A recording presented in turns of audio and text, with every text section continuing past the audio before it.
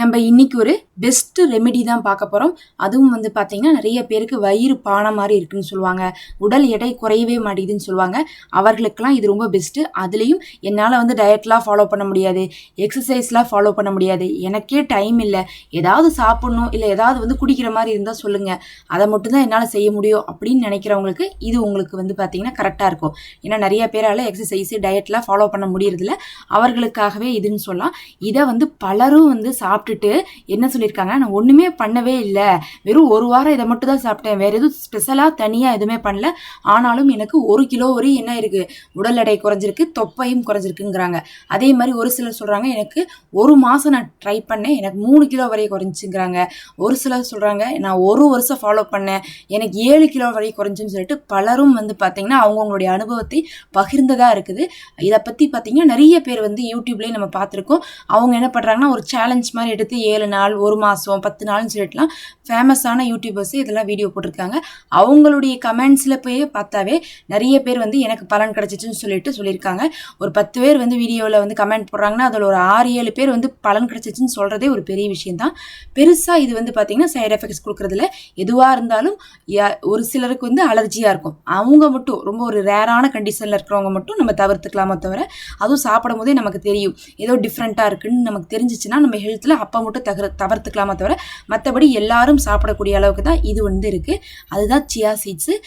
Chia seeds அப்படிங்கிறது சப்ஜா விதை மாதிரி தான் இருக்கும், ஆனால் சப்ஜா விதை வேறு, சியா விதை வேறு.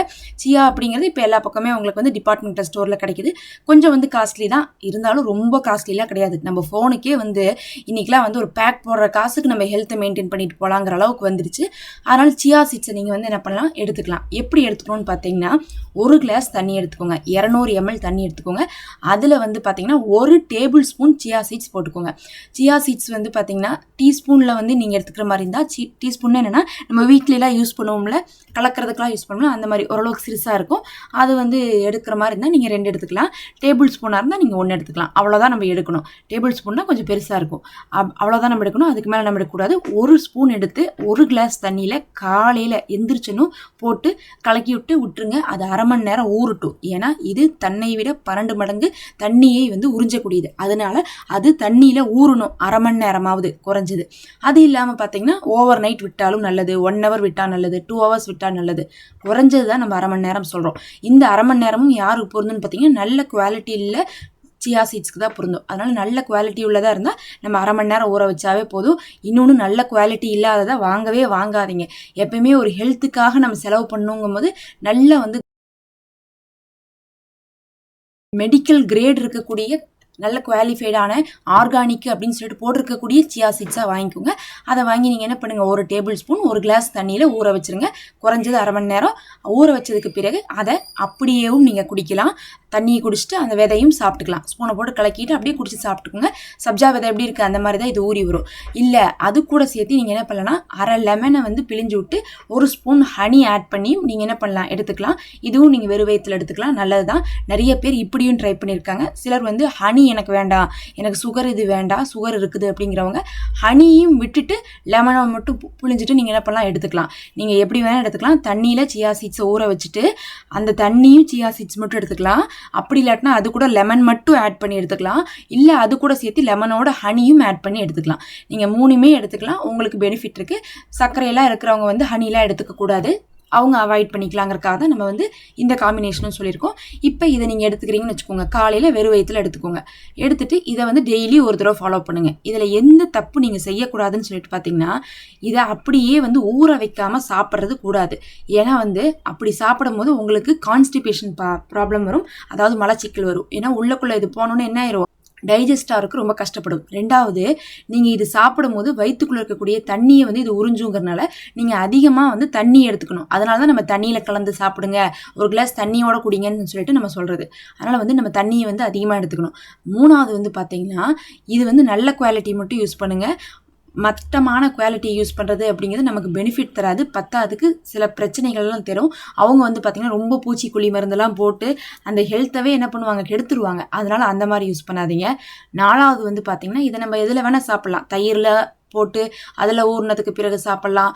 அதே மாதிரி ரசத்தில் கூட போடலாம். சாப்பாட்லேயும் நம்ம சாப்பிட்லாம். பெட்ரு நம்ம தண்ணியில் போட்டு சாப்பிட்றதா இருக்கும். அடுத்தது ரொம்ப முக்கியமாக இதை வந்து சாப்பிட்டோன்னு சொல்லிட்டு காலையில் வந்து டிஃபனை ஸ்கிப் பண்ணாதீங்க. இப்போ ஒரு 7 மணிக்கு எந்திரிக்கிறீங்கன்னா ஒரு 7 மணிக்கு இதை குடிச்சு போட்டு நீங்கள் என்ன பண்ணலாம், 9 மணிக்கு வந்து டிஃபன் சாப்பிட்டுக்கலாம். ஒரு 1 ஹவர் வந்து கேப் விடுங்க.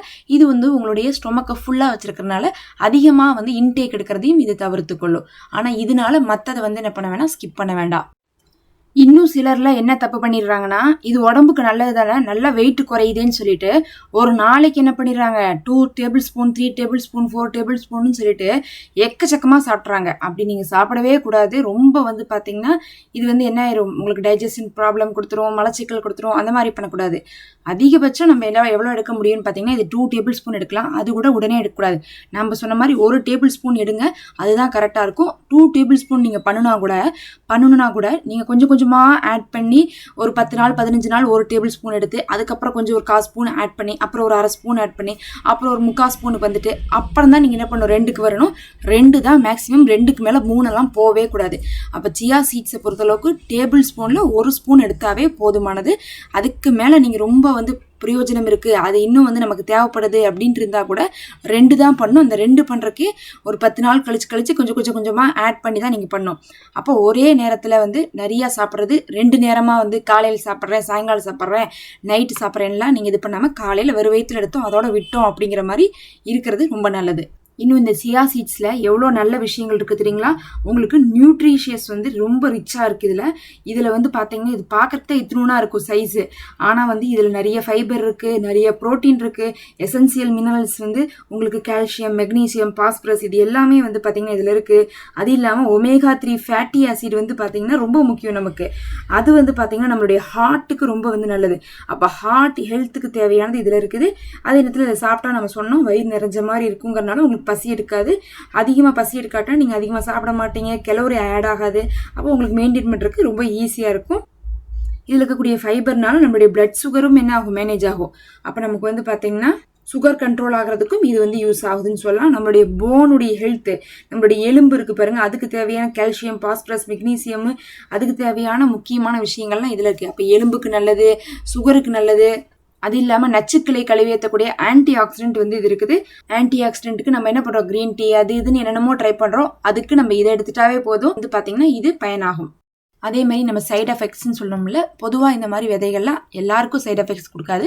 ஒருவேளை யாருக்காவது சாப்பிட்டு ஒரு டிஃப்ரெண்ட்டாக தெரியுது, நமக்கு கை காலில் டிஃப்ரெண்ட்டாக தெரியுது, ஒரு எரிச்சலாக இருக்குது, ஒரு சங்கட்டமாக இருக்குன்னா உடனே இதை நிறுத்திட்டு நீங்கள் டாக்டரை வந்து அணுகணும். இது எல்லாத்துக்குமே பொருந்தும். எந்த ஒரு டிப்ஸை வந்து நம்ம ஃபாலோ பண்ணுறோம், இல்லை என்ன ஒரு புது ஃபுட்டை நம்ம எடுத்துக்கிறோம் அப்படின்னாலும் நம்ம உடம்பு அதுக்கு வந்து செட் ஆகலை, அலர்ஜியாக இருக்குது, அதுக்கு அகெயின்ஸ்டாக இருக்குன்னா அதை உடனே நம்ம ஸ்டாப் பண்ணிவிட்டு நம்ம என்ன பண்ணலாம், டாக்டரை கன்சல்ட் பண்ணாவே அது வந்து சரியாக போயிடும். பெரும்பாலும் நிறைய பேருக்கு இது செட் ஆயிரும். இதை எடுத்துக்கொள்ளுங்க. இருக்கக்கூடிய ஒமேகா 3 அப்படிங்கிறது நமக்கு ரொம்பவே உடலுக்கு நல்லதாக இருக்குது. இதுக்கு முன்னாடி இதை வந்து கேள்விப்பட்டிருக்கீங்களா இல்லை ட்ரை பண்ணியிருக்கீங்களான்னு சொல்லிட்டு கமெண்ட்டில் சொல்லுங்கள்.